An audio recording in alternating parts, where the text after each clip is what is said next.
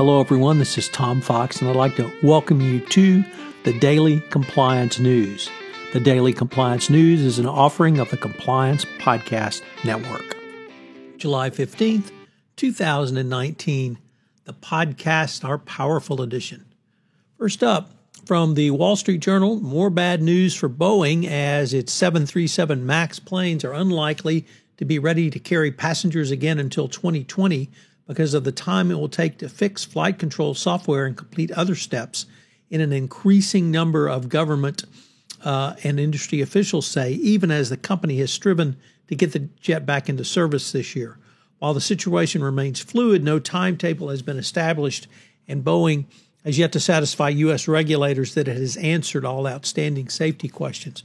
Once again, demonstrating that both regulatory and reputational damage can certainly very much hurt an organization. Next up, in the conflict of interest wars that Oracle has claimed against Microsoft and Amazon for the Pentagon's, or at least for bidding on Pentagon's $10 billion 10-year contract for cloud computing, the New York Times, or rather the Washington Post, has reported that federal court has ruled against Oracle's move, and the decision of the federal claims court should clear the way for the Pentagon to award the long-awaited contract to either Amazon or Microsoft. It's the third time a bid protest has failed to quash the awards, as there were earlier attempts by Oracle and IBM, respectively. Obviously, the Department of Defense is pleased with the decision, and frankly, I think everyone's ready for them to get off and get going on this. Next up, late last week, the Assistant Attorney General Makan Delaram announced that the Antitrust Division of the Department of Justice has a new policy for incentivizing antitrust compliance. For the first time, the DOJ will consider compliance at the charging state in criminal antitrust investigations. This, of course, is a huge change from the leniency policy, which specified that only the first reporter would receive credit. Now, beyond the leniency policy, the DOJ will credit prospective compliance efforts at sentencing. Crediting compliance at charging is the next step in the DOJ's continued effort to deter antitrust violations and reward good corporate citizenship. So it looks like compliance programs are coming to antitrust. For a compliance officer or compliance practitioner, you need to be aware of this because it's something that you will most probably have to take a look at.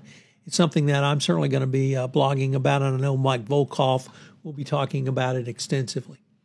Finally, for those who don't believe in the power of podcasts, let me direct you to the podcast In the Dark, which took a look at a cold case, and after season one, they were able to identify the culprit, and he confessed to the crime.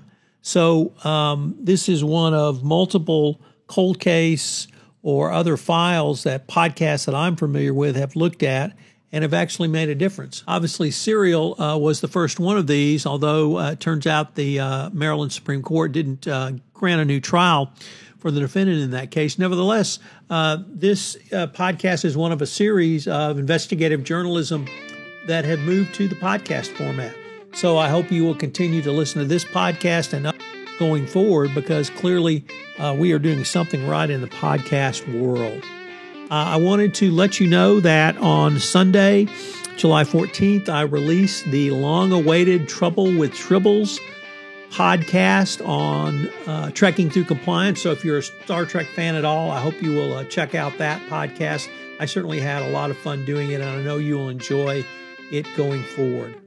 Finally, this week, I'm premiering a new podcast on the Compliance Podcast Network, Creativity and Compliance, a podcast I'm doing with Ronnie Feldman, where we take a look at how you can bring creativity into your compliance program. The Daily Compliance News is a production of the Compliance Podcast Network and a proud member of C-Suite Radio.